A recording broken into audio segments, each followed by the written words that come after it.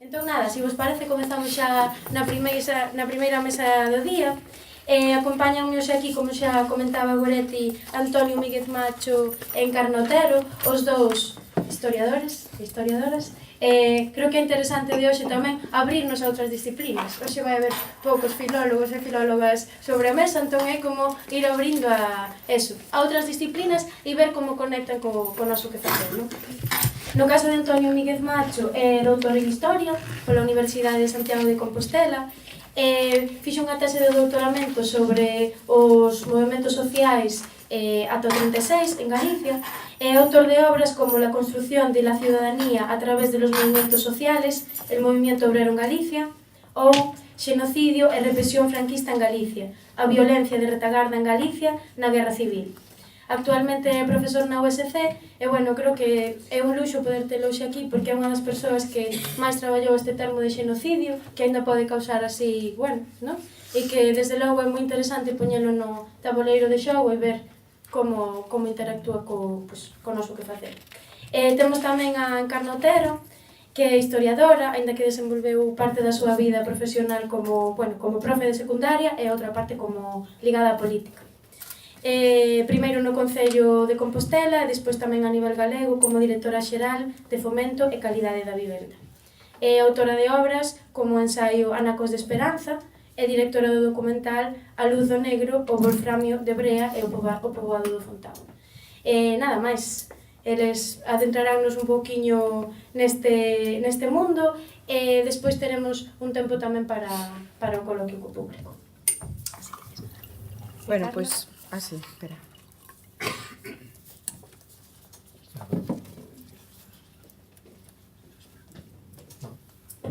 Sí, está.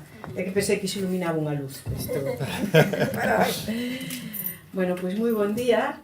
Moitísimas grazas por convidarme e por facer estas xornadas. A Deputación Goretti, unha deputación que, efectivamente, a pesar de que hai xente que pensamos que é un elemento que na reorganización de Galiza, a Administración Política de Galiza, ten que deixar de ter función, o que si é certo é que as institucións, mentras existen e somos capaces de modificalas, teñen obriga de poñerse ao servicio da cidadanía.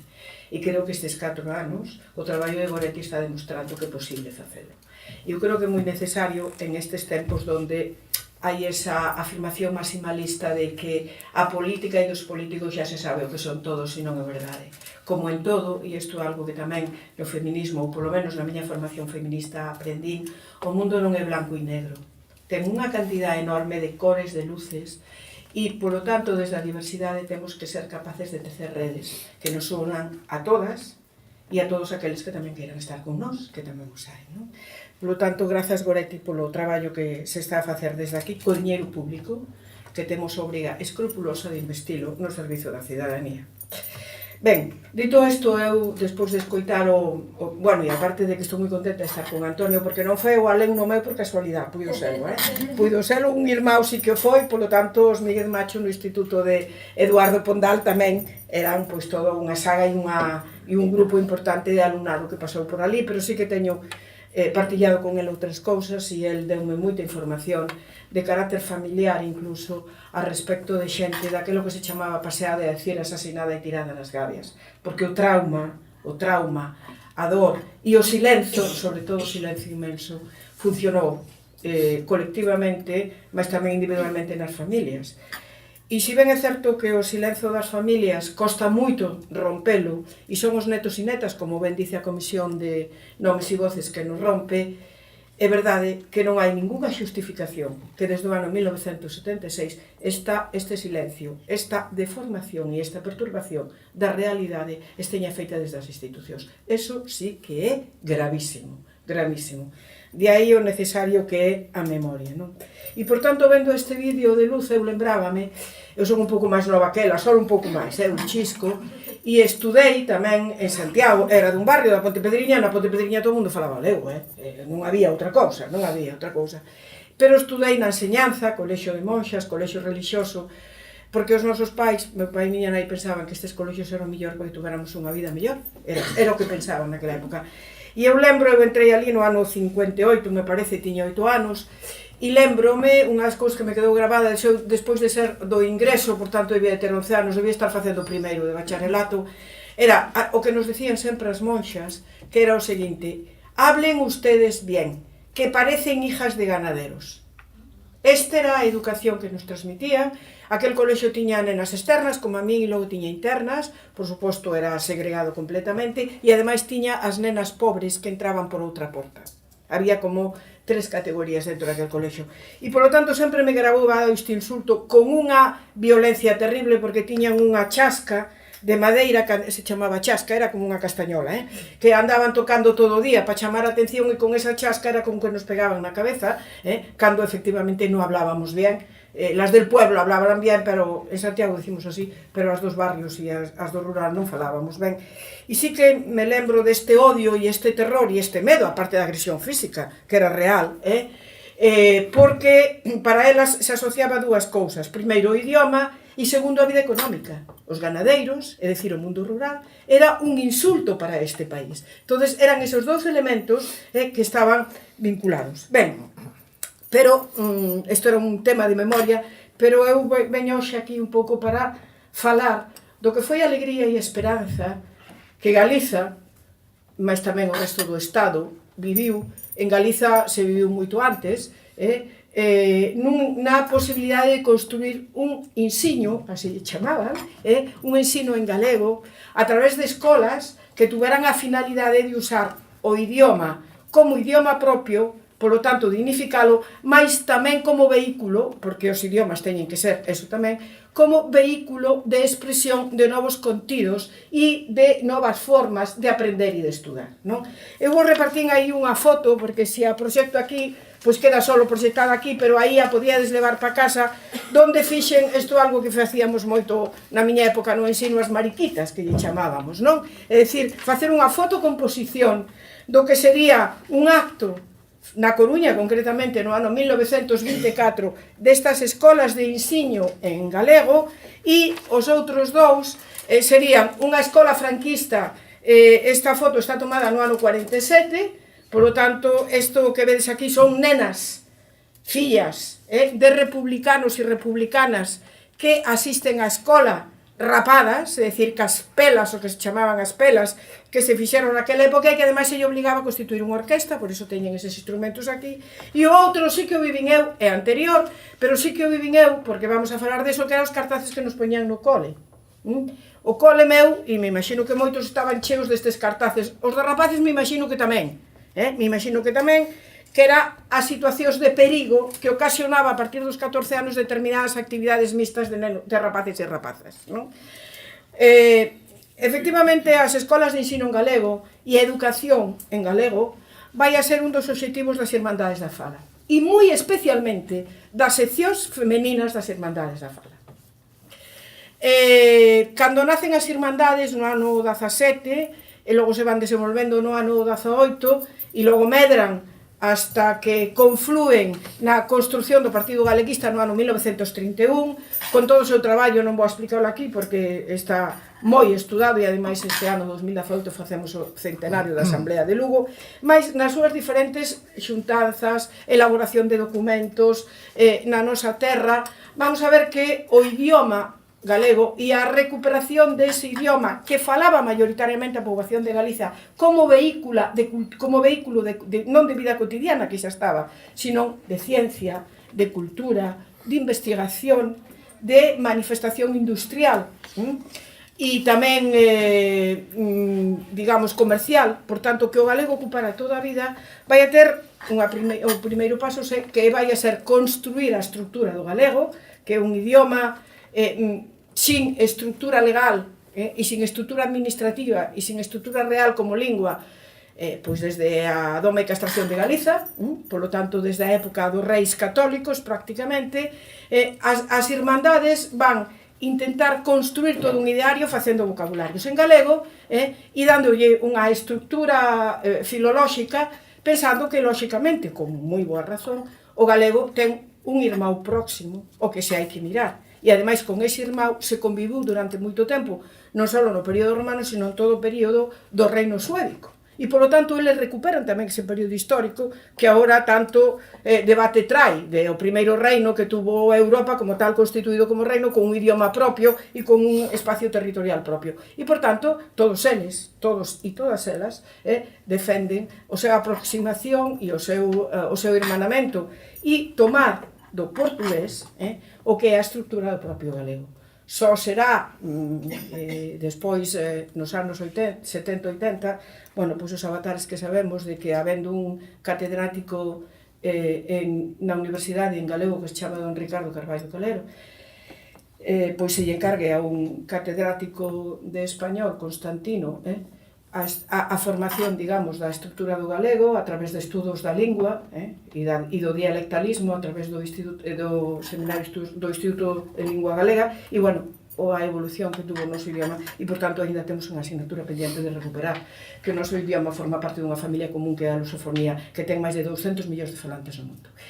E nas Irmandades da Fala se intenta xa este traballo e se crean editoriales como Céltiga, como Lar, despois como Nós. E no ano 1923 as irmáns, que son moitas, temos constancia de que só no territorio da Coruña, non é só a cidade, Ferrol, Betanzos, había máis de 200 afiliadas que pertenecían ás irmandades, pero en toda Galiza, a pesar de que, como moi ben sabedes, no 36 se queimou cantidade de documentación e, por tanto, é moi difícil facer o seguimento de cantas eran cuantitativamente, sí que eran moitas as mulleres que formaban parte deste grupo de militancia na defensa de Galiza, e que tiñan como un dos obxectivos prioritarios o ensino unido ou xundido aos dereitos da muller e, por tanto, a reivindicación, que tamén na zona de Coruña tuvo un peso enorme do ensino como elemento liberador da muller e como capacidade intelectual das mulleres para a súa formación, que xunto ao dereito ao voto e aos dereitos sexuales e familiares configuraban un todo daqueles feminismos que están tan representados en Coruña pois por Juana de Vega, por Emilia Pardo Bazán, por Concepción Arenal, e donde o mundo da pedagogía e do ensino ten figuras sinlleiras como van a ser María Barbeito, como é Emilia Bau,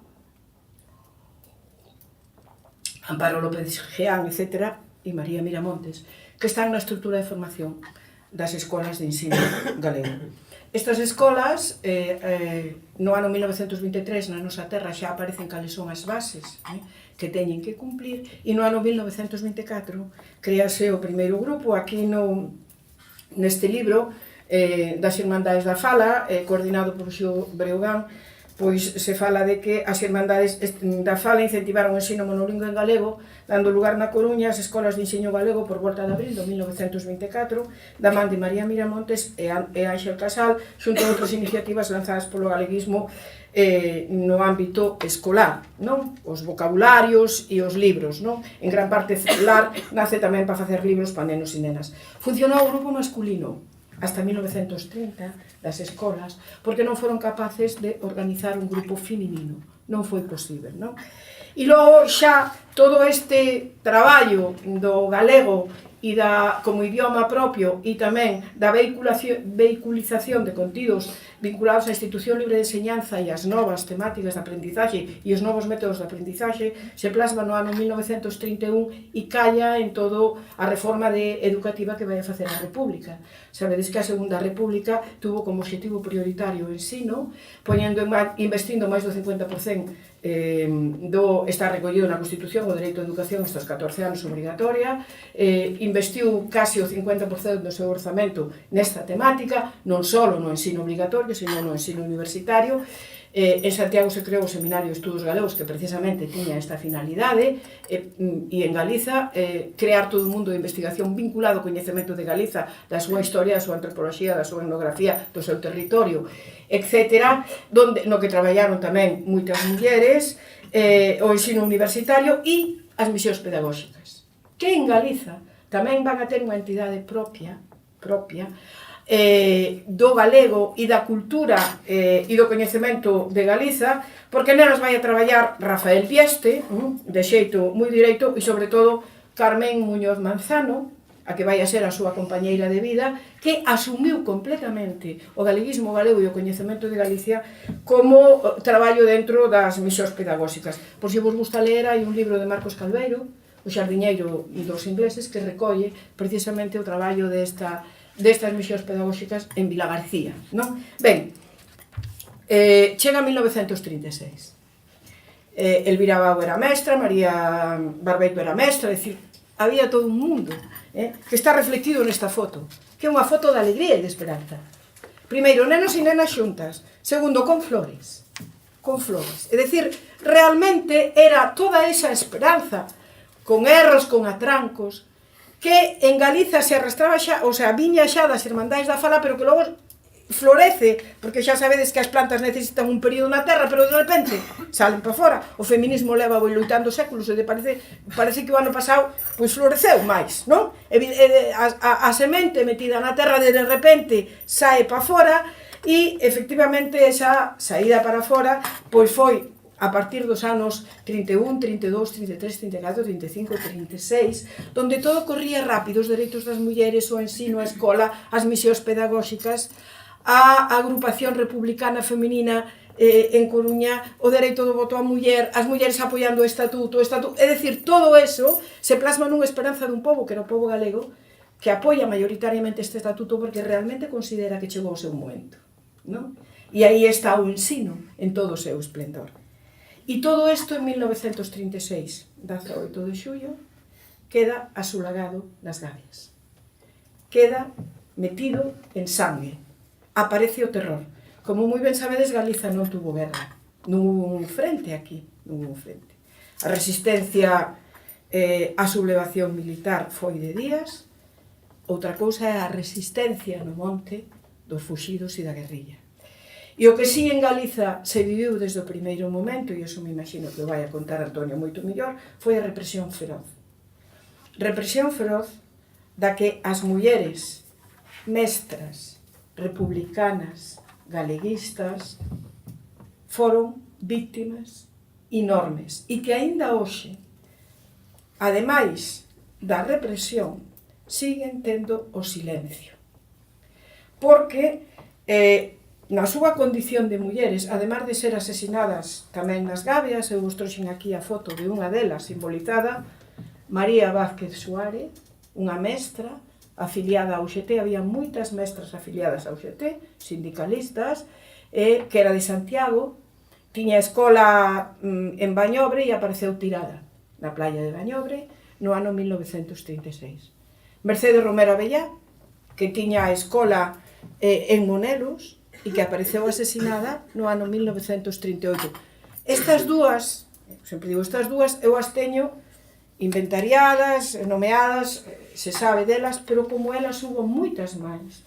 Porque é verdade que tamén no período republicano e o Partido Galeguista fixo moito esforzo neso en formar mulleres como mestras, para que o mundo de educación galeguista en galego tuvera un componente importante. E ademais estas mestras, que era unha posibilidade de acceder á independencia económica e á formación, foron tamén un elemento inmenso de modernización. Eso está bastante ben estudado en varios documentales. La Sin Sombrero, mas tamén outro documental que se fixo fai 3 anos sobre o papel das mestras. Cando chegaban en burro, a cabalo, as escolas rurais, as escolas afastadas, e o traballo inmenso que fixeron para levar as nenas a estudar, que normalmente quedaban na casa cuidando dos irmãos ou colaborando nos traballos domésticos, porque tiñan que estudiar os homes, as mulleres pasaban ao segundo nivel, e a semade de modernización na súa maneira de comunicarse, de vestir, de falar, de actuar, era un elemento de modernidade. Por iso vamos a ver que cando chega o 36 e a represión feroz se instale, e se instale baixo a forma de terror e xenocidio, hai que decirlo así, terror e xenocidio, ca lingua, mas tamén con todo o que a lingua galega transmite, como contidos. Este terror e este xenocidio vai a facerse a través de dous elementos. A propia ideoloxía falanxista dos sublevados militares, mais tamén, e non esquezamos nunca, o papel imenso que tuvo a Santa Cruzada de decir a Iglesia Católica. Porque para as mulleres vai a ser terrorífica. Terrorífica. É dicir, no caso da sublevación militar franquista, a respecto de outros fascismos e de outros nazismos, hai o componente fundamental da represión feroz da Iglesia, que parte da base de que as mulleres son as portadoras e as salvagardadoras da unidade familiar e da religión no seno da familia, e que elas van a ser responsables de todo o que non funcione ben na seu papel, que é o único que se lle asigna, de nai e esposas. Son el ángel del hogar, así se chama. Polo tanto, vamos a ver que esta represión vai ser especialmente feroz con elas, de aí as gabias, de aí as rapas, de aí os aceites de ricino. O nome de rojas é equivalente a putas, e eso vai a funcionar durante todo o período franquista, durante todo, hasta a transición e aínda despois, que hubo que conquistalo despois, e polo tanto o terror vai a ser horrible, horrible. O galego desaparece. E ademais se persigue, con sangue, con dor, con represión, con insulto e con algo terrible que era o que decía tamén Luz, isto de compararte cas outras.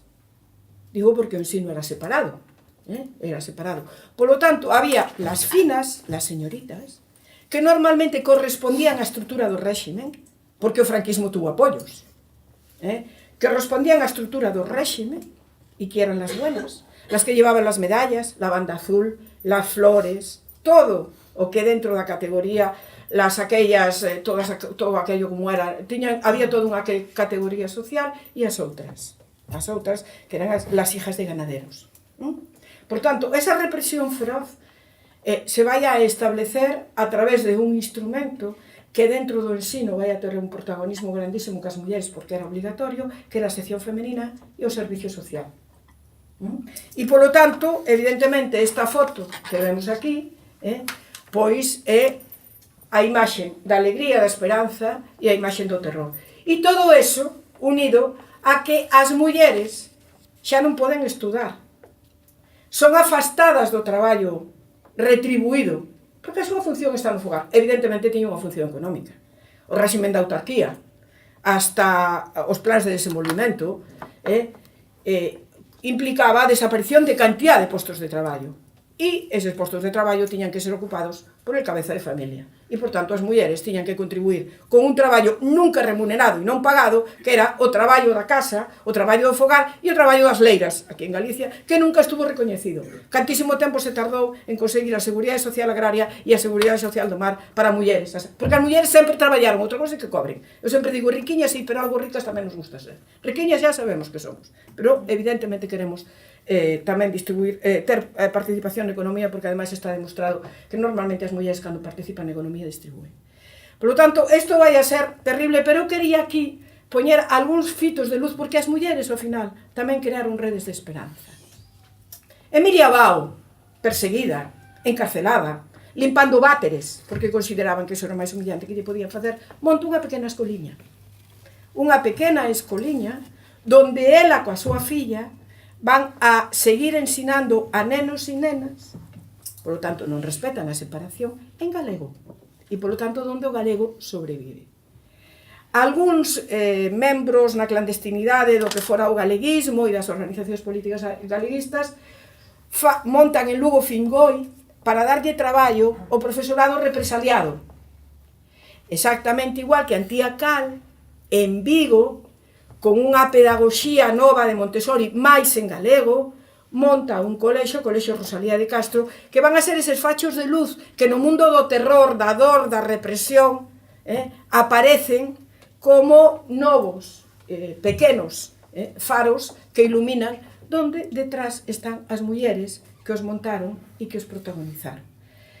Por lo tanto, elas siguen mantendo esa esperanza, esa posibilidade, e eu, para rematar, porque debo de estar en tempo, quería aquí deixarvos un traballo que eu empecé a facer en Santiago, pero claro, no meu ámbito reducido que é Santiago, e que tamén yo deixo a Antonio para que algunha tese de doutoramento vaya por aí. Eu empecé a investigar a raíz de unha noticia que me chegou, de información que me chegou, a historia das pasantías. En Santiago, nas pasantías, que era aqueles espacios onde ou ben os que sacaban malas notas iban a recuperar as asignaturas ou os que se examinaban por libre, que daquelo era moi normal, pois estudaban durante todo o ano e logo iban aos institutos a examinarse por libre. Nas maioría das pasantías en Santiago había mulleres. Tamén a veces chamaban academias, pero o nome máis vulgar e común era pasantías, non? Había mulleres. Investiguei en Santiago 4 e todas eran mulleres represaliadas que foron recuperadas, restituídas ao seu ensino no ano 1978. Unha estaba na Casa do Deán, había outra na Conga, había outra na Plaza da Pescadería Bella, había moitas, en Santiago había moitísimas. Eu investiguei esas. Por tanto, vos deixo en riba da mesa que investiguedes a través dos vosos lugares, esa historia das pasantías de mulleres que normalmente son mestras represaliadas, que non foron readmitidas no ensino, no seu posto de traballo como lles correspondía, e que o que fixeron para ter uns ingresos económicos máis asemade en moitos casos, para seguir dando o ideario da Institución Libre de Enseñanza e de Ensino en galego, ainda que fora parcialmente porque estaban moi vigiladas, montaron este sistema, co cual tamén foron fachos de luz menos coñecidos que a Escola Elvira Bao, menos coñecidos que a Antía Cal, menos coñecidos que Fingoi, pero moi importantes na sobrevivencia e na transmisión. E eu como quero rematar con optimismo, é verdad que o galego neste momento está en interrogantes, pero é verdad tamén que unha parte daquele ideario das Irmandades da Fala, do ensino en galego, o executan hoxe moitos ensinantes que están, homes e mulleres, traballando nos centros contra vento e marea. Exactamente igual que estades vos nos servicios de normalización lingüística e exactamente igual que están na industria, no comercio, etc., demostrando na práctica que Galiza está no mundo. Moitas grazas.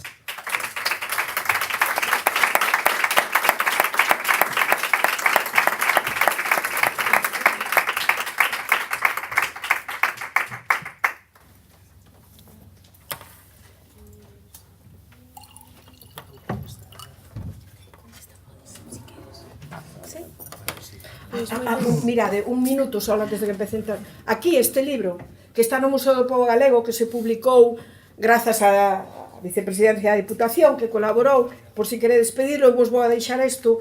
Está recollidos varios textos da nosa terra de mulleres, varios escritos por mulleres, escritos na nosa terra. Entonces, hai toda unha serie de materiales aquí, que podedes ter acceso e no museo teñen, así que, bueno, pois o pedís por correo electrónico, eso que vos lo manden. Eu deixo aquí este exemplar e botades un vistazo e que saibades que no museo teñen para repartir. Vale, gracias. Disculpa. Pois moitas grazas, Encarna. Se vos parece, proseguimos con Antonio e reservamos todas as preguntas para o final. Moi ben. Bueno, pois moitas grazas. Estou, pois, a verdade que moi contento de estar aquí nesta mesa acompañado por xente coñecida por distintos motivos, tamén agradecido pola invitación tanto de Rexenerando como tamén a parte que lle toca a Deputación aquí representada por Goretti, que xa sabe que en Santiago, en Coruña ou en Bruselas, pois ao final sempre acabamos coincidindo neste tipo de cuestións que de alguma maneira nos unen, non? A min, cando me invitaron a vir aquí, pois estive pensando un pouco que podía eu achegar a algo que de alguma maneira pois non é exactamente a miña especialidade, sobre todo no que ten que ver coa cuestión lingüística, pero que de alguma maneira está relacionado, está directamente relacionado co tipo de temas que eu traballo, non? Asociados sobre todo ao que é o ano, o golpe de 1936, a experiencia de golpe, guerra, dictadura subseguinte, non? E eu, o primeiro que pensei foi relacionar estas cuestións cun concepto que para min é moi querido, porque fun un pouco que eu empecé a traballar, e aquí vou facer un pouco un exercicio do que chamamos egohistoria, non? Que é falar un pouco de un mesmo, que é a cuestión esta do xenocidio, da práctica xenocida, asociado ao que son os procesos de violencia relacionados con este pasado. Entón, o que vou intentar é explicar brevemente o sentido que ten ese concepto e por que pode ter unha relación que eu creo que a ten co que estades tratando nestas xornadas. E tamén, de alguma maneira, tomando o fío do último que mencionou Encarna, como neste caso foi dende aquí, dende Galicia, e sigue sendo a día de hoxe, como estamos de alguma maneira iluminando unha realidade que se estende por todo o Estado e que nos conecta directamente co que é o mundo, non? Para que vos fagades unha idea, agora mesmo hai moita xente que di, claro, é que eu agora empezo a entender o que ti, o que estábamos dicindo nós o respecto da práctica xenocida, precisamente porque empezamos a ver a nosa propia historia, que é unha historia moi marcada pola cuestión da guerra civil, cunha óptica un pouco diferente, non? Esta reflexión sobre o tema da práctica xenocida xurdiu a partir dunha idea de como as sociedades que teñen unha memoria traumática, que creo que se vai falar ademais nestes mesmos termos de trauma, viven unha especie de tensión entre o que é esa memoria traumática e o que tamén chamamos a afasia histórica, non? Que é a imposibilidade de poder narrar coherentemente o que che pasou no pasado, non? E a análise destes fenómenos moitas veces ten que ver coa dificultade para poder expresalos, para dar un tratamento axeitado ao que son eses fenómenos traumáticos do pasado. E eu partín na miña reflexión xustamente de linguaxes que consideraba alternativos ou diferentes para tratar este tipo de temas.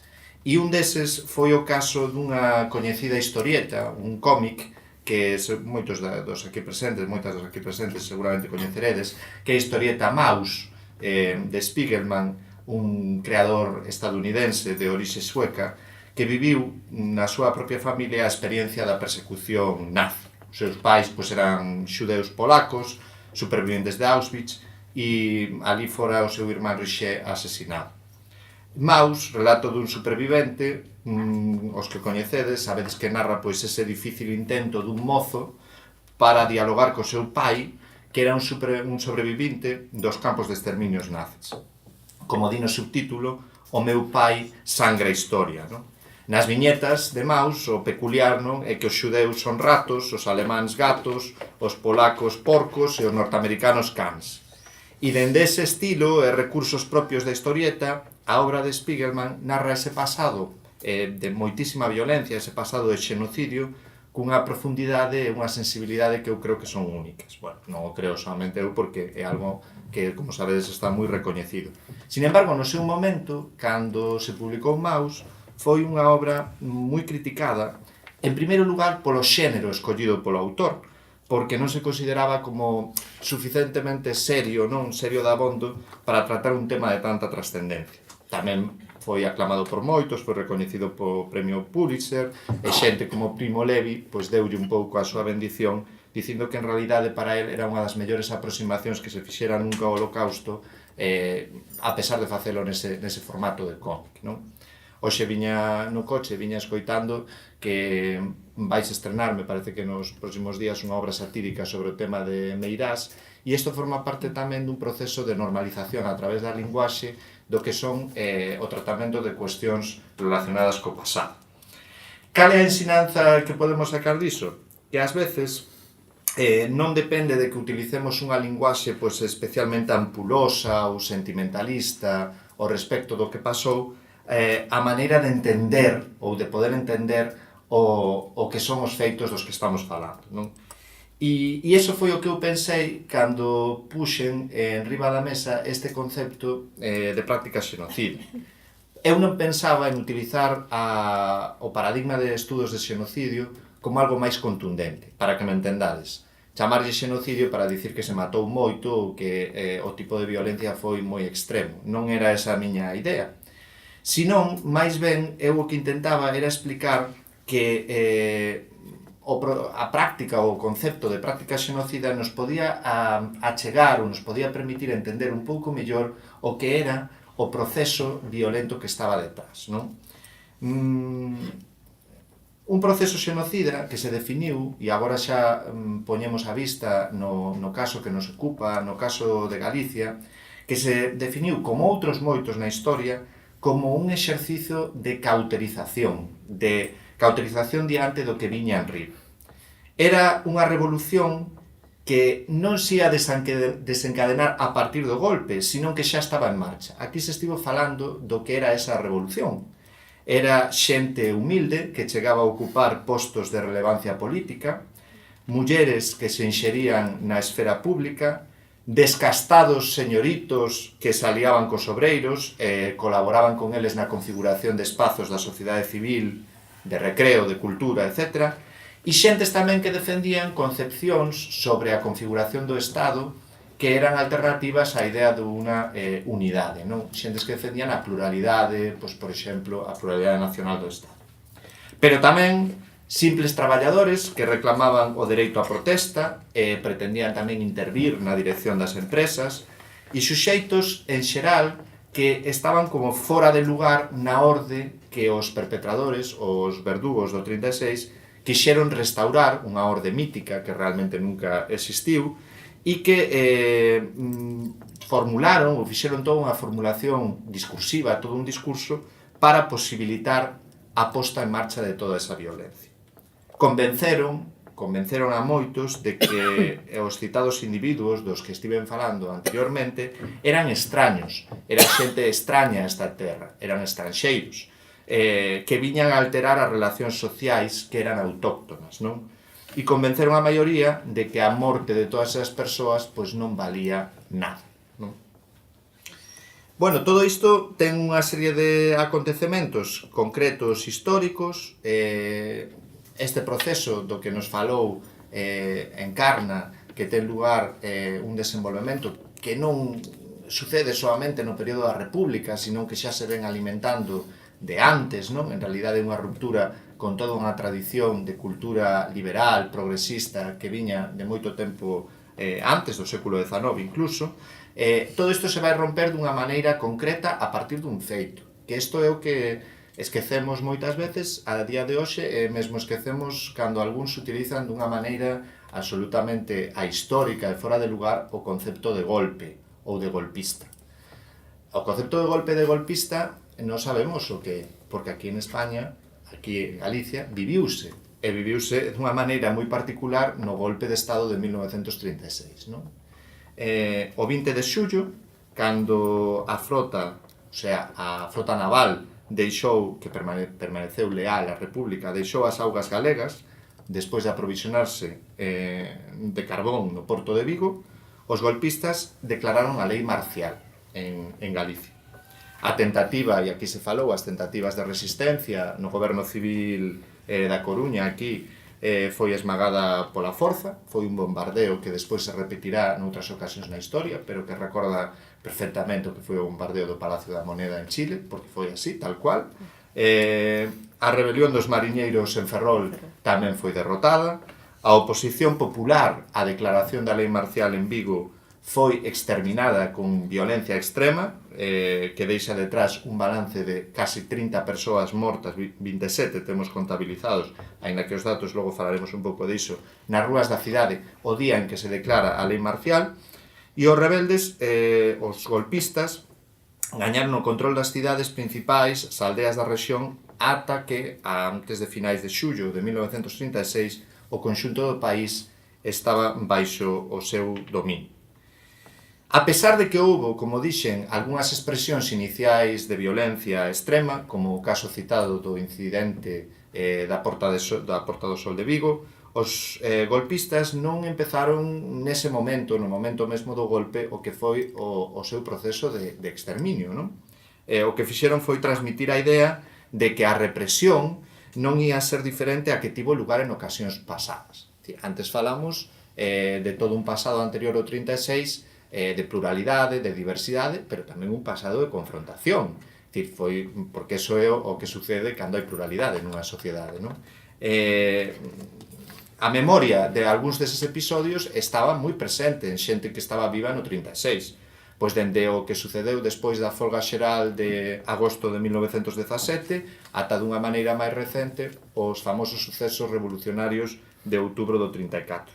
Neses contextos, as autoridades militares se fixeron co control da orde pública tras a correspondente resignación das autoridades civís e comezaron un proceso de deter selectivamente, pero tamén masivamente, a todos aqueles que asociaron con unha determinada identidade. Unha identidade republicana, obreirista, feminista, progresista, etc., ou unha mistura de ambas, aínda que as persoas en concreto non tiveran unha militancia concreta en un partido ou nunha organización precisa, ou aínda que esas persoas non participaran directamente nos sucesos. Estou falando da memoria do que sucedeu no 17, da memoria do que sucedeu no 34. Aqueles que foron detidos naqueles episodios entraron na cadea, a marxe do que individualmente fixeran, de alguma maneira moitos sentíanse un pouco como dentro do proceso de Kafka, é dicir, que se levantaran unha mañá, eles non fixeran nada e que de repente os colleran e os levaran detidos, non? No 36 pasou exactamente o mesmo. Por iso, moitos dos que foron detidos, tras o triunfo do golpe de Estado, pensaron que o seu destino non ia ser sustancialmente diferente do que sucedera nas veces anteriores. Cal fora o destino das veces anteriores? Pois que pasarían un tempo na cadea, máis ou menos longo, e logo esperarían a un cambio de goberno ou un cambio de ambiente e, a través dunha amnistía, pois un indulto, conseguirían devolverles a liberdade. Xa vedes que a historia sirve para moitas cousas, tamén dende o punto de vista do presente. Bueno, houbo quen se temeu o peor, fuxiu, ou se coidou moito de agocharse, pero a maioría nós sabemos que non intentaron escapar e foron declarar. Por qué? Porque tiñan a conciencia de que eles non tiñan nada polo cal podían ser acusados e, bueno, moito menos asasinados, non? O movemento obreiro, naquel contexto, actuou pois como sabía facer, declarou a folga xeral, instou os obreiros a non acudir aos seus postos de traballo, pero toda esa tensa espera rachouse dun xeito violento os primeiros días de agosto. Aínda que xa houbo un episodio previo que nos deu unha pauta do que iba a suceder, e sucedeu precisamente aquí na cidade de Coruña. Aquí, tan pronto como o día 24 de xullo, o gobernador civil e as dúas autoridades de orde público da cidade foron fusiladas precisamente aquí, non? Na imaxe que tedes aí no campo da Arra. O sea, foron fusiladas as autoridades. Isto é importante destacalo. Este foi un golpe de Estado porque o que se fixo foi aqueles que non tiñan o poder quixeron facerse co poder dunha maneira violenta. Digo, hai que reiterar isto das definicións de golpe de Estado porque tamén é algo que necesitamos facer pedagogía para que a xente entenda o que é un golpe de Estado. A xente que non ten o poder usa medios violentos para tomar, non? Bueno, a partir de aquí, e aquí onde entra o concepto de práctica xenocida, que foi o que fixeron os golpistas? Os golpistas o que fixeron foi un proceso sistemático de eliminación física, pero tamén eliminación identitaria dos seus inimigos ideolóxicos.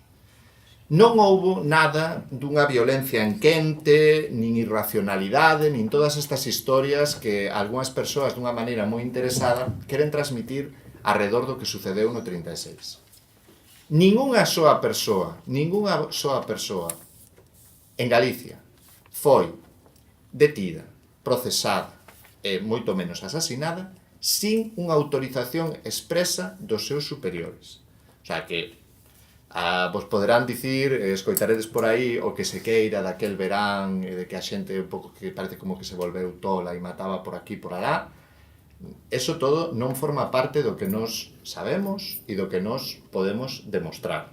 E iso é importante tamén destacarlo, non? Por iso, cando falamos dun exercicio de eliminación sistemática, estamos falando deso, dun exercicio de eliminación sistemática. Cales son as características que ten este proceso como unha práctica xenocida? Pois a primeira, que non se reduce ao exterminio físico dos inimigos. O que se pretende é facer desaparecer a un grupo enteiro de xente como tal, non? E isto, por que sucede? Porque nun momento dado, os perpetradores, os verdugos, decidiron que existía un grupo de individuos cos cales non era posible convivir. A liquidación efectiva dese grupo e dos seus principales expoñentes nun sentido físico e identitario foi, polo tanto, o primeiro obxectivo que se marcaron os golpistas. Tamén, o segundo obxectivo e a segunda característica que ten todo este proceso como unha práctica xenocida foi que se tratou dun asasinato unilateral, xa o dixo Encarna. Aquí non houve unha guerra, por eso dicíamos que o caso de Galicia é especialmente significativo e ilustrativo para moitas outras persoas. Aquí non houve ninguna guerra. Aquí o que houve foi unha violencia unilateral que se levou a cabo contra a poboación civil ou tamén poboación militar, pero non como combatentes, non estaban combatindo. E isto é importante tamén explicalo, ¿no? Porque moitas veces se reduce todo isto a violencia da guerra, ¿no? Entón falase da guerra, ¿no? Entón parece que con iso se agrupa a persoas que estaban pois combatindo na fronte. Non é así. Logo falaremos algúns datos sobre as vítimas. As vítimas aquí non morreron en combate. Os combates tiveron lugar tempo despois, cando a loita da guerrilla, a loita dos fuxidos, etc. Pero o contexto do 36 non foi o contexto de combate, non? Logo, moi importante, as institucións do Estado foron, unha vez que son tomadas polos golpistas, van ser os axentes executores desta práctica. Por iso, ten esa potencia e esa capacidade de chegar capilarmente a moitos lugares. O Estado, á altura de 1936, estaba desenvolvido, tiña unha administración efectiva, pois imaginadevos que agora mesmo toda a administración que ten o Estado, dende a Deputación ata as escolas, ata as cárceres, o aparato xudicial, etc., todo se volca nun obxectivo, que é levar a cabo este proceso de eliminación de determinadas persoas que hai que sacar da maneira que sexa do medio, non? E, por último, moi importante, nós non podemos asumir automáticamente como válidas as definicións, a linguaxe que empregan os perpetradores á hora de explicarnos o que pasou. É dicir, moitas veces, nós, dunha maneira non intencionada, falamos do 36 e da violencia subseguinte sen darnos conta, utilizando a propia linguaxe do franquismo, utilizando a propia linguaxe dos perpetradores. Pois se eles definen nun momento dado a unha persoa para matala como tal ou como cal, nos despois reproducimos esa definición automáticamente. Por exemplo, eso nos permite asumir dunha maneira mecánica que non houbo vítimas entre persoas que non eran de esquerda. Pois non, eso non é verdade. Moita xente que morreu no 36 non era xente de esquerdas. Non o era. Outra cousa é que haxa xente na dereita ou en determinadas ideoloxías que non asuma a memoria daquelo ou que non quera relacionarse con aquelo. Pero nós sabemos que moita xente conservadora, xente católica, tamén foi vítima do 36. Por iso, gústame resaltar isto, non podemos asumir a propia linguaxe e explicación que nos dan os verdugos para poder entender todo isto que pasou.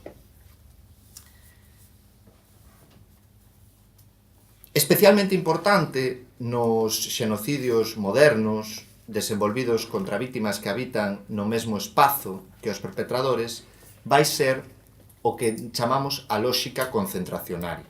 É dicir, esta idea de segregar a estas persoas que son comparadas con enfermidade, con unha especie de cancro que rompe a orde social. Antes falábamos, no? Esas mulleres que actúan en contra do que se espera que debía facer unha muller, que era ser ese ángel del hogar que despois va a consagrar el franquismo. A idea primeiro é segregalas ou separalas a nivel físico.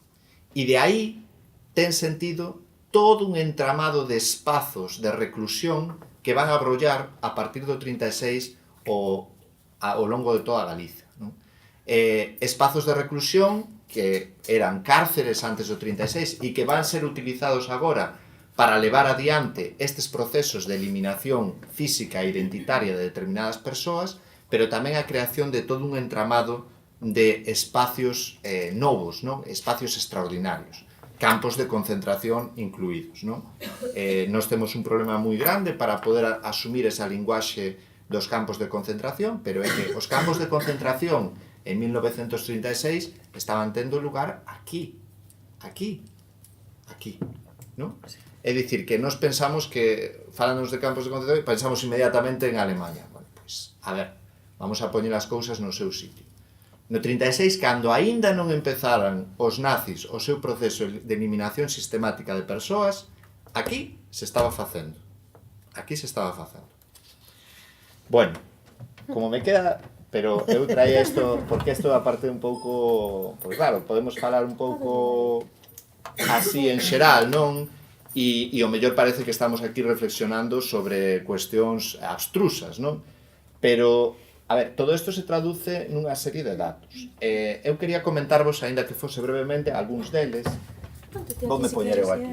Aínda que sexa, xa digo, moi brevemente, porque todos estes datos proceden do que é un proxecto que nos iniciamos, participamos, historiadoras, historiadores, a partir do ano 2006, que hoxe é un proxecto pois, no que aínda que non sigue funcionando como tal, sí que é verdad que seguimos traballando con el, aproveitando a información que nos proporcionou e tamén mantendo o que é unha base de datos dos nomes das vítimas, non? Entón, bueno, o que vos quería comentar, aínda que fose moi brevemente, son algúns datos sobre o que son as vítimas, non?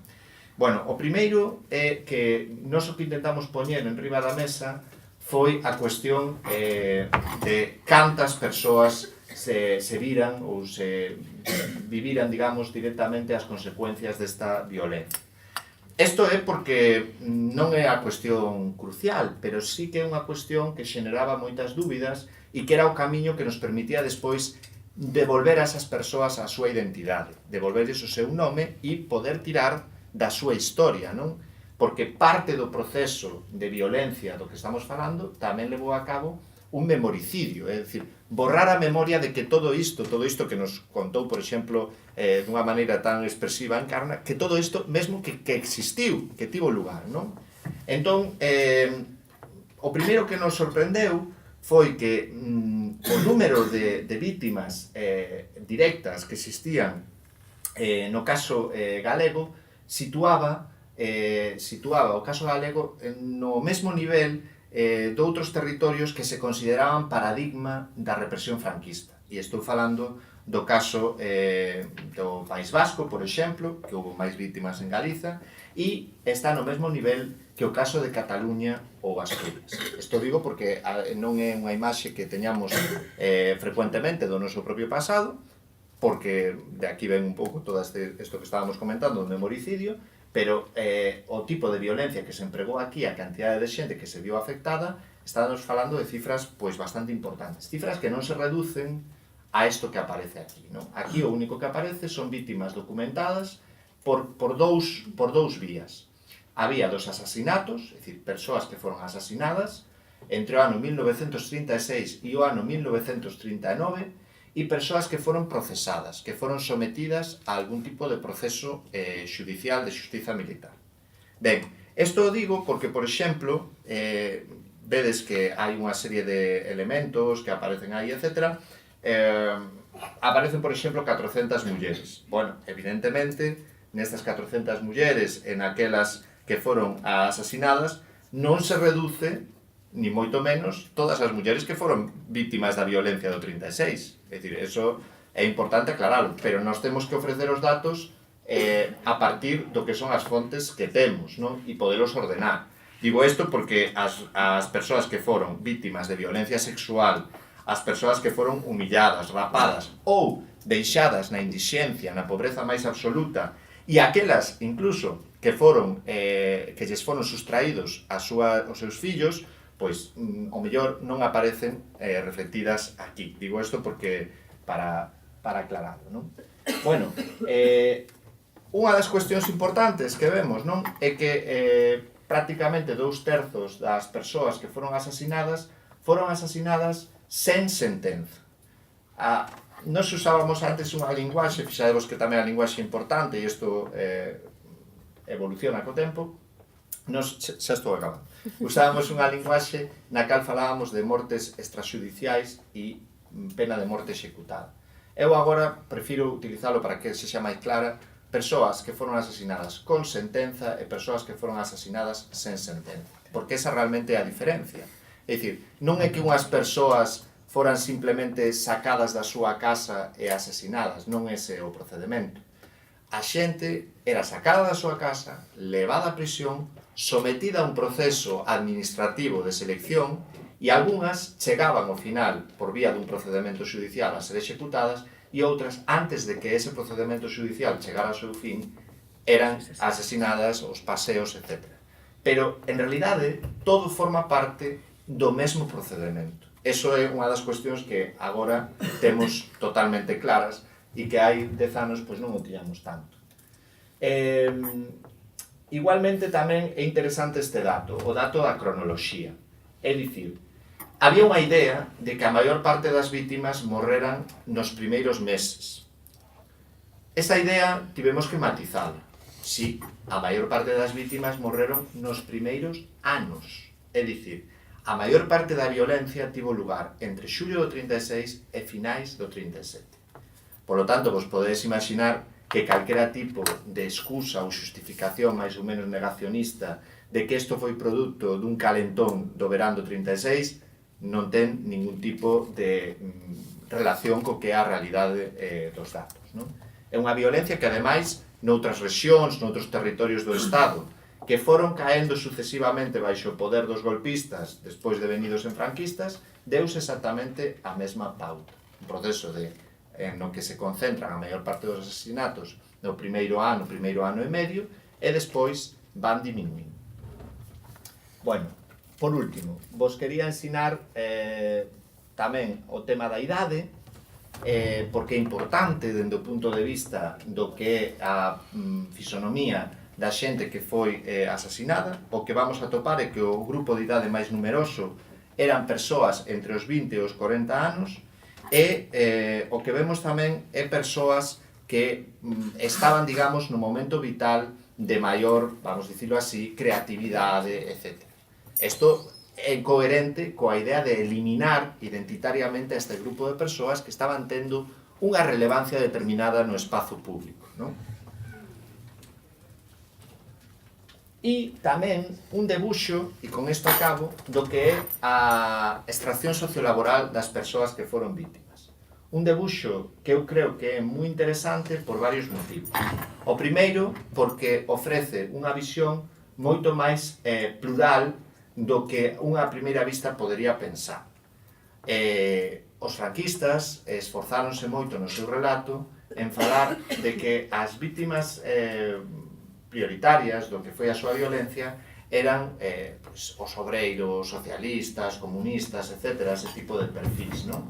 Bueno, en realidade vemos que o perfil obreiro, que eu coñezo ben porque eu fixen a miña tese sobre ese tema, é moi importante e hai un sector importante de artesáns, de asalariados, pero tamén hai unha representación importante de outros sectores laborais que eran cruciais en 1936, como eran os labregos e mariñeiros, e sobre todo chama moito a atención o peso das clases medias e profesionais.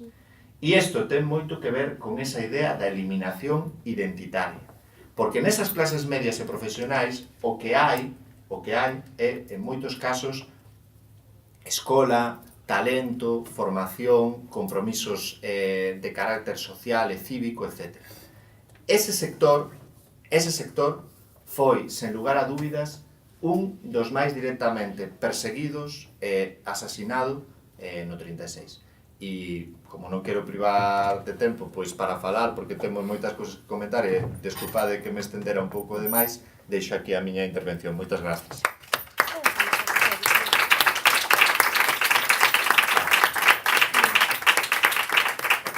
Genial, pois moitas grazas, Antonio. A verdade é que o que lle pedíamos era difícil, é un tema extenso e que, bueno, con moita paixón traballaron, así que é un esforzo moi loable o do tempo. Bueno, agradecervos tamén esta panorámica que nos fixestes para entender un pouco máis onde estamos hoxe, porque hai malas linguas a día de hoxe, e o moito que custou tamén, bueno, todos eses esforzos, non?, que se puxeron para que esa mensaxe callara, e agora ven o momento no que podemos lanzar a bola cara lá. Entón, se tedes preguntas ou tamén se cadra reflexións, todo o que sexa, pois este é o momento tamén de compartilas.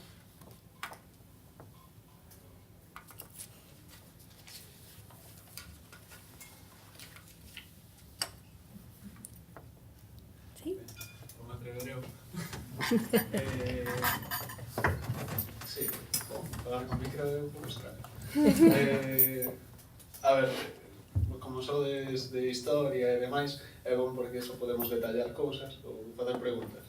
Entón, por facer así das dous exposicións.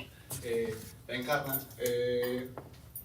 non sei se isto é unha pregunta ou unha petición, mas era por saber, tú puxeches aquí todas estas escolas que había por Galiza despois do golpe, se non lembro mal, todo o proxecto de escolas de ensino galego, e hoxe, para alén de disidencias no público, a nivel individual, que basicamente é o que podemos encontrar, non hai un proxecto público vixente galeguista, digamos, hoxe no goberno. Por tanto, si tú ves ou que relación ves co proxecto de Escola Semente que leva uns anos en andamento.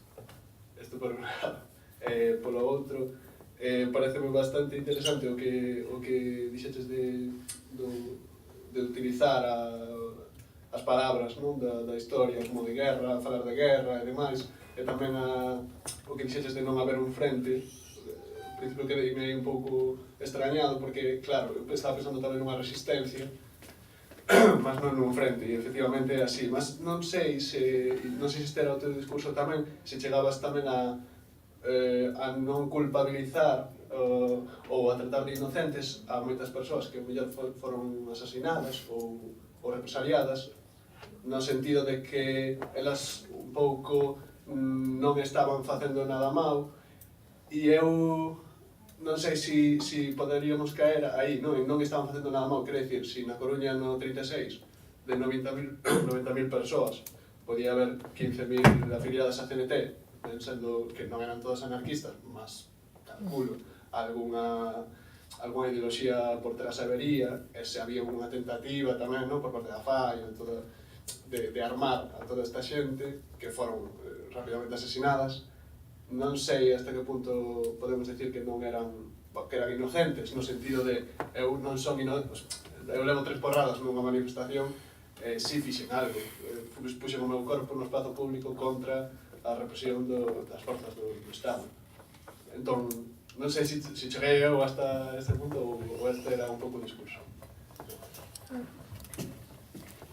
Imos ver, efectivamente o período que vai entre que nace o proxecto das escolas de ensino en galego, inda que digo, era toda unha enxurrada que viña de antes, xa, e se pon en marcha no ano 24 e logo despois digamos, xa é como un río, non? Que logo despois no 31 e no proxecto xa de ensino se inmiscúe en todo o ensino obrigatorio e o papel das mestras, e no 36 se cercena, é que hai que chamarlle as cousas polo seu nome, é un xenocidio de todo eso, da lingua e dos contidos que esa lingua transmitía, porque son as dúas cousas, e cuya evidencia é que ademais hai unha cousa que Antonio, tú e eu non dixemos, que o réxime funciona hasta 1976. É moitísimo tempo. A escola separada, a escola franquista, a sección femenina, modelo, dura hasta 1976. É que iso hai que decirlo moitísimo, non? E que ocorre a partir dese momento? Bueno, ven a transición, eu non vou facer aquí un relato histórico, pero sí que é verdade que Galiza tamén ten un drama grave.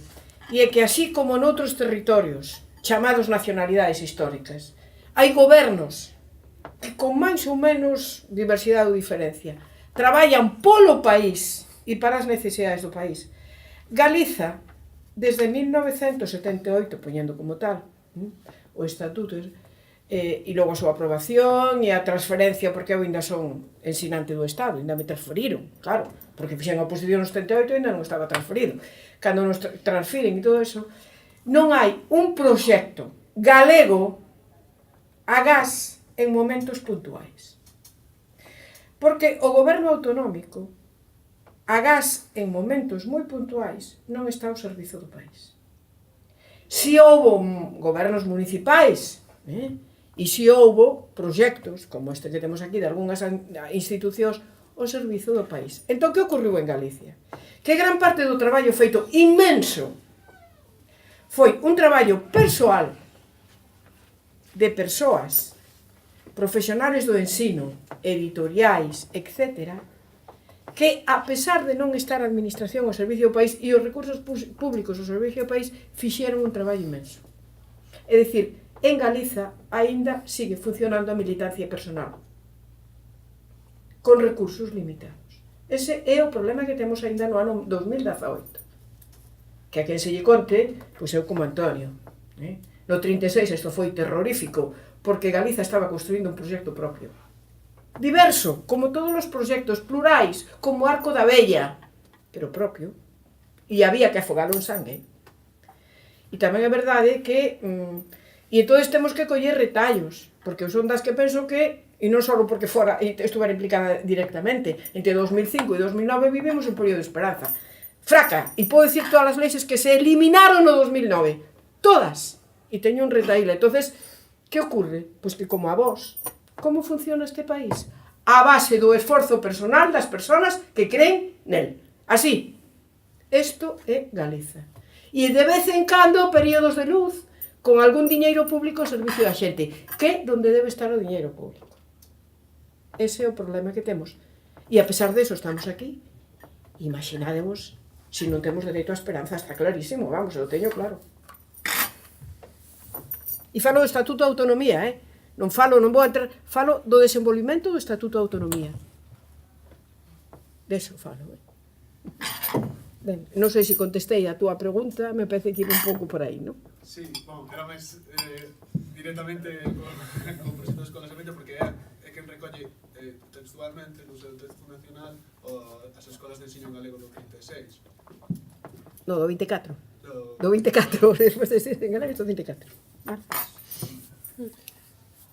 Bueno, pois eu, nada, primeiro, escoltas, primeiro agradezoche a pregunta, que creo que é moi interesante.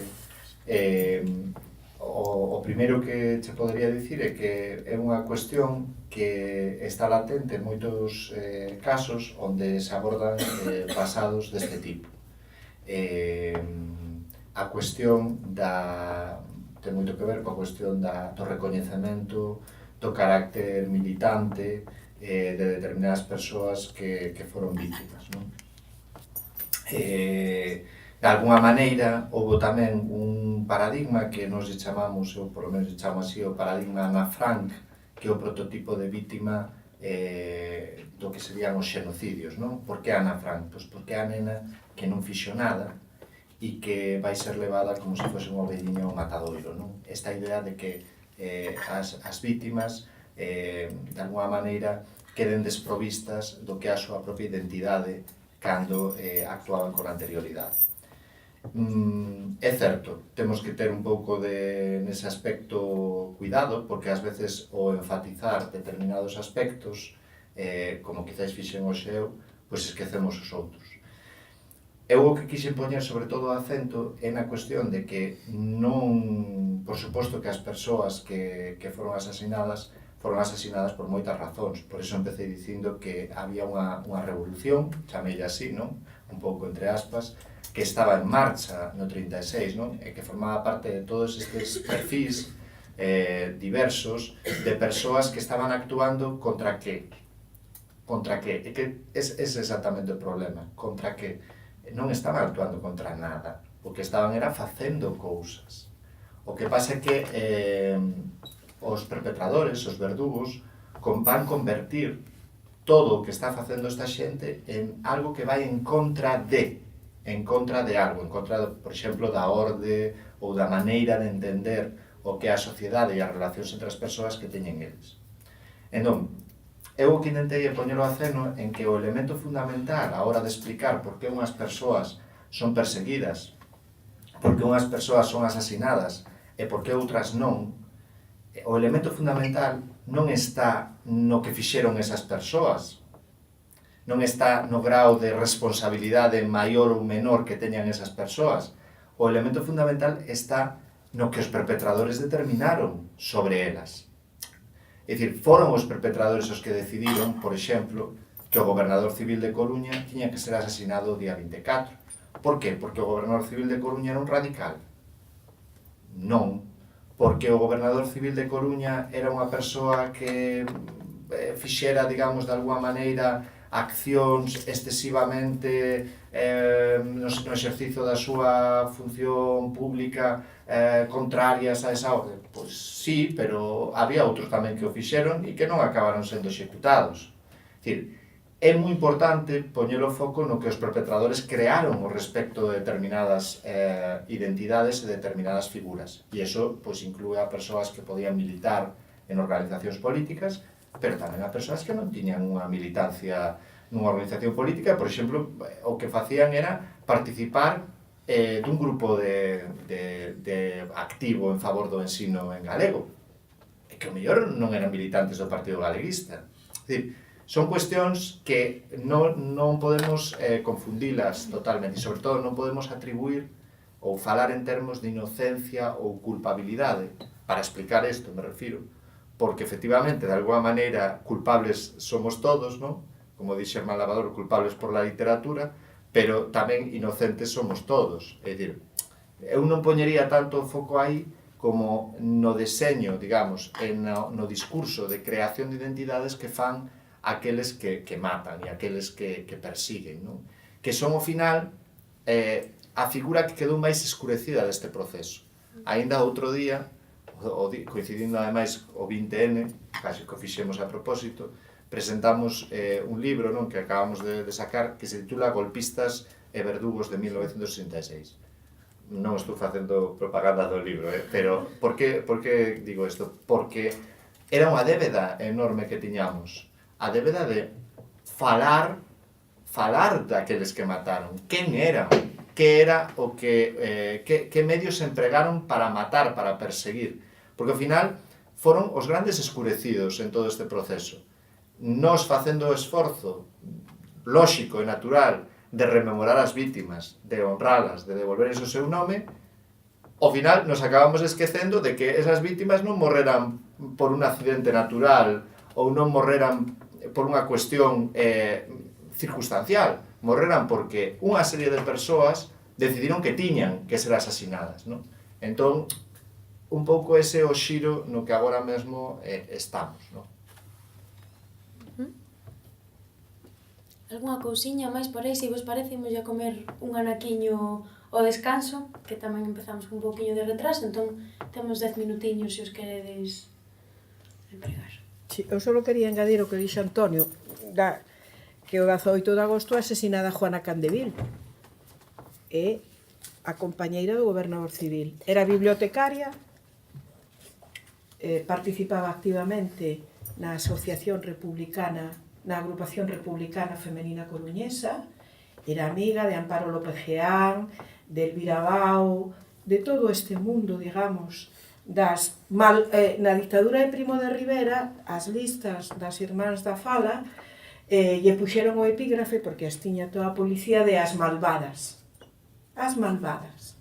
Foi o nome que lle diron, as malvadas, fixadevos, cando se establece o réximen da dictadura de Primo de Rivera. Entón, bueno, Juana Cardevil, nas fotos se ve que é unha muller que sería a expresión física ou a manifestación de aquel mundo do 31, que conquista, donde as mulleres pasan a ser suxetos de dereitos por primeira vez, no caso do marco do Estado español, non? Entón, eso, había que asulagar en sangue eso, porque era un perigo. Eso era un perigo.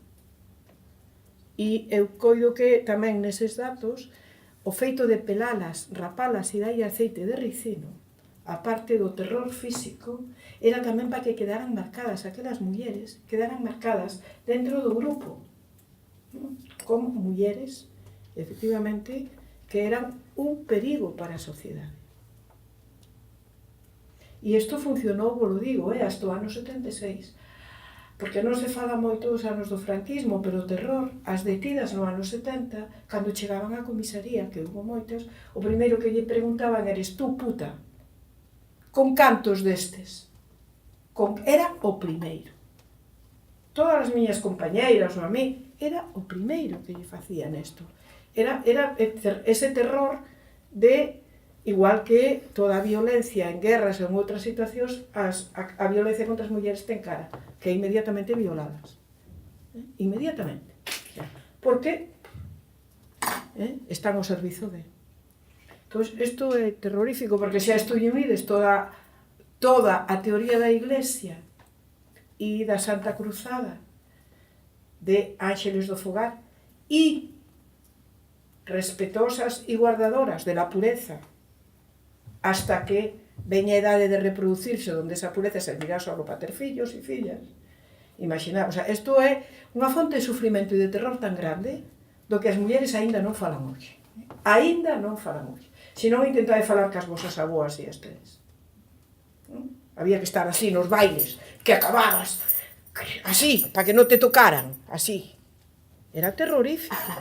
Era un sentimento que te aniquila moito, que te aniquila por dentro e que te impide ter resistencia. Logo había moitas mulleres bravas, pero moitas, máis as que pensades. Eu, sabendo que xa estamos nas 12, vou lanzar unha pregunta. Sí. Dalle se queres e despois... Quedou aí unha dúbida que me gustaría aclarar. Na exposición de Antonio, cando nos ensinas os gráficos do número de persoas, o xénero e a súa procedencia económica e de traballo, é posible que na recollida deses datos e desa información, que me resultou especialmente chamativo, non, evidentemente, é posible que na recollida deses datos e no coñecemento que teñamos deles este minguado, desaparecido a parte feminina e a parte de procedencia do agro, do mar e que este reducido respecto do que podemos entender como que ti sinalabas, creo que como clases medias ou precisamente por a falta de capacidade ou para recoller eses datos, por a súa procedencia e que pasaran máis desapercibidas, que exista menos documentación sobre as súas desaparicións e a que estiveron vinculadas, se realmente foron asasinadas ou hai dúbidas sobre o porqué desapareceron. Eu falo por unha persoa concreta que eu coñezo que nunca, da que teño referencias, pero que eu sepa nunca existiu ningunha documentación e é unha muller de procedencia labrega, e non atopo ningún tipo de referencia nin de documento que indique que foi asasinada, pero hai un saber popular, ou unhas conversas que podrían levar a eso, pero creo que como ela probablemente existan moitas outras, pero non sei hasta que punto eso ten sido posible investigalo ou non até este momento. Eso por unha parte. E por outra, e co que ten que ver coa lingua, non?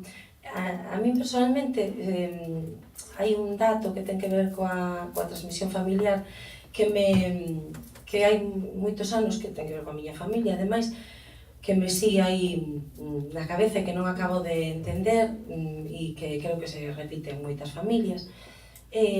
No meu caso, na miña familia materna, o meu avó foi un neno que o cura da súa parroquia o obrigaba a permanecer de noite nun cemiterio guardando as que mataban durante o día, mentras que ata que o día seguinte chegaban as familias ou as persoas que os coñecían a retirar aqueles corpos, e el tennos falado desa situación. A miña avoa viviu na súa familia a represión e o paso pola cadea por ter acollido a un veciño, o que lle facían chamar o Foucellas, e que o tiña acollido na súa casa pois porque non pasara a noite a auga, non? En cambio, nunca nesa xeración, nin na do miña nai, nunca se perdeu o idioma. En cambio, perdeuse o idioma na miña, na transmisión dos meus curmás cara aos seus fillos e fillas, non?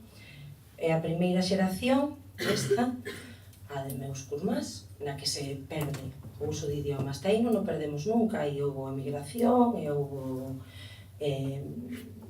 vivimos... Eu, concretamente, metí na cidade de Ferrol, e nunca se perdeu aí.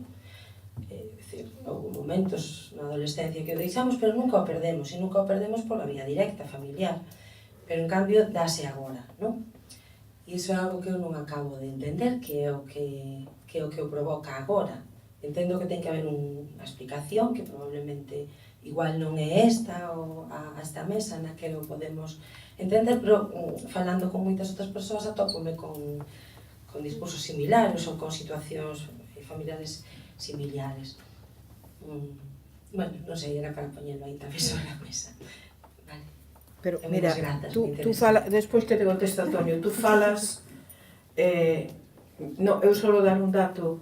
Mira, eso das clases medias ou das capas medias que se dice se ve moi ben nos resultados electorales de 1931, donde ganou o Frente Popular. Perdón, donde ganou os partidos republicanos, non?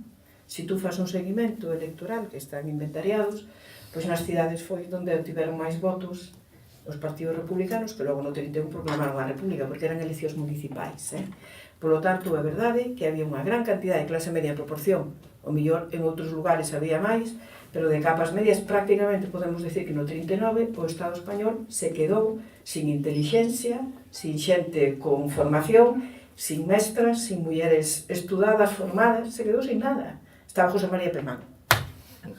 Porque os que non asasinaron se foron a outros lugares. E estaban en Francia, estaban en América, e iso tamén hai que dicilo, a República Española nutriu de profesorado e de formadores a muitísimos lugares. Tamén hai que dicilo, porque temos que recuperar as palabras e o seu contido. Eso, e gratuitamente, en aquel momento se colaborou. Non tens máis que coller o listado de universidades americanas donde o español era o idioma no que se podía aprender. Feito isto. Tú me estás falando da transmisión familiar, porque evidentemente outra cousa é a escola e o ensino e a vida pública. Evidentemente, o que temos que reflexionar, pero isto non é motivo desto, é que está ocurrindo no ámbito doméstico e familiar. Porque, mellor, iso ten moito que ver co autoodio, o ascenso social e a negativa do idioma utilizado. O meu alumnado falaba maioritariamente en castelán e cando lle decía, por que cando vades á discoteca? Porque a mí me tocou ir á discoteca tamén para as excursións, aquelas cosas. Por que falade? No recreo falaban en galego. Por que cando dis á discoteca falade español? Profe, porque logo pensan que somos do monte se falamos galego. Dixen, anda ti, mira onde ligan. Inda que despois, pasado a etapa do ligue e chegado xa a outra relación máis intensa ou máis directa, utilizaban o galego porque era o que lle salía. Moi ben. Bueno, gracias polas preguntas. Sobre a primeira cuestión relacionada cos datos, o que aparece aí está referido a unha serie de fontes, non? O sea, nos en historia, metodolóxicamente, temos que poder presentar de onde sacamos os datos que temos. E, polo tanto, esa transparencia é fundamental porque é o que nos permite convalidar metodolóxicamente os estudos e discutilos con outras persoas, non? Entón, eso non reflicte que é un panorama completo do que foi a violencia e as súas vítimas. Eso está claro. Aí o que aparece son persoas que pasaron por unha serie de lugares onde é como que nos salta a nos unha alarma e podemos detectala e meter os datos desa persoa nunha base de datos. O caso este que me referías, podíamos contrastalo, a ver se o mellor temos algunha referencia. Si pasou por algún destes lugares, a nos permite ter unha referencia. Pois si pasou por onde? Pasou por un procedimento judicial, que o caso da persoa esta que mencionaches, que primeira non, pero a segunda que axudou alguén a Foucellas, dicías a historia de Foucellas e tal, esa persoa seguro que sí que estaría registrada, porque pasou por un procedimento judicial, ou persoas que nós temos registradas a través do que son os registros civis de defuncións como que foron asasinadas. Nos viramos todos os registros de defunción de Galicia durante todos os anos que estivemos estudando, todos os nomes que había para atopar unha relación fiable das persoas que foron executadas. Pode haber algunha persoa que fora asesinada entre o 36 e o 39 por causa desta violencia que non teñamos registrada? Pode, pero diría que son moi poucas, porque o que é asesinato, prácticamente eso podemos dicir que está registrado. Pode haber erros, que eso sí que pode haber. Despois, de outras violencias, aí xa entramos nun capítulo moito máis complexo. Claro, por exemplo, hai algunhas persoas, xa hai anos, que intentan traballar sobre o tema da violencia sexual. As mulleres que foron violadas, agredidas. Bueno, é un tema que rapazas que veñen falar comigo, pois quero facer un traballo, pois moi ben, o vaya, pero é que é moi difícil porque non somos quen de atopar a maneira de metodolóxicamente levar adiante o traballo, porque non hai fontes. Nós temos moitísimos testemunhos orais, que foi unha das partes máis importantes do proxecto. E aí, por exemplo, unha das voces que máis escoita é a voz das mulleres. Porque as mulleres foron as que transmitiron en gran medida toda a memoria do que tivo lugar no 36, porque o viviron directamente, porque o viviron como fillas, como compañeiras ou que sexa de persoas que tamén foron asesinadas. Pero testemunhos de, por exemplo, violacións, eu recordo que eu fixe unha entrevista de máis de 550 que tenemos registradas. É moi difícil. E este mesmo problema que temos aquí temos noutros lugares que nos transmiten a mesma idea. Entón, bueno, quero dicir, non reflicte todo iso, aí se nos escapa grandemente. E unha segunda cousa moi brevemente que quería dicir sobre o tema da lingua. Non hai que esquecer que a identidade, estivemos falando da identidade das vítimas, estivemos explicando que as vítimas tiñan todos estes perfis diversos, etc. Bueno, a identidade dos perpetradores tamén é unha cuestión que merecería outro día de reunión aquí. Pero se hai un elemento que os caracteriza ideolóxicamente é que os perpetradores eran, como diría o expresidente, moi nacionalistas. Así que eran nacionalistas españoles. É dicir, o nacionalismo español é algo nuclear no aparato ideolóxico dos perpetradores. Aquí, en Burgos, en Cataluña, se hai algo que os unía a todos, era o nacionalismo español. Mellor sería dicir, os nacionalismos españois, porque hai como dúas tradicións, unha que ven de Acción Española, que é unha tradición ideolóxica tamén vencellada ao que é a Igrexa Católica, e outra que é unha tradición de Falange, do fascismo. As dúas son dun nacionalismo español moi virulento, antiliberal, antiplural, que ten unha concepción determinada do que é a nación española e que tamén ten clara unha cousa, que eles non son nacionalistas.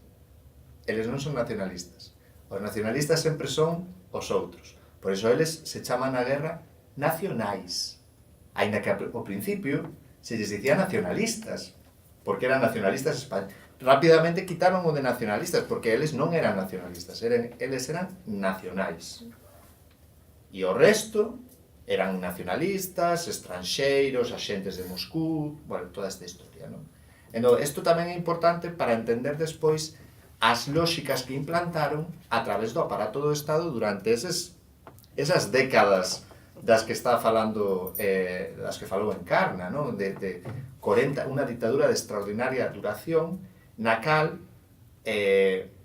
o que fixeron foi, tanto polo sistema educativo, polo sistema cultural, dentro do aparato do Estado, promocionar unha determinada idea, ademais baseada nesta virulencia inicial, o sea, unha idea moi violenta, porque é unha característica moi importante, o nacionalismo español é, con moita diferencia, un dos nacionalismos máis violentos que hai a nivel europeo, o sea, o nacionalismo español, a cantidade de mortes que ten causada por este tipo de violencia que estamos explicando, un nacionalismo moi violento,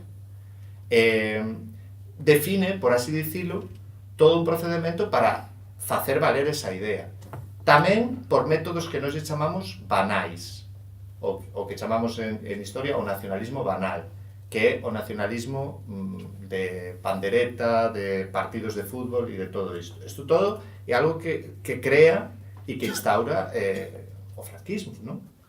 E que provén un pouco destas orixes que estábamos, pois, así, intentando, creo que os dous, máis ou menos, explicar ou falar un pouco hoxe. Gracias. Genial, pois se vos parece imos ir ao descanso. Eu antes lanzaba unha pregunta, creo que máis que para esta mesa tamén para que quede aí ao longo de toda a xornada, que supoño que algunhas teredes na cabeza, que facemos con isto?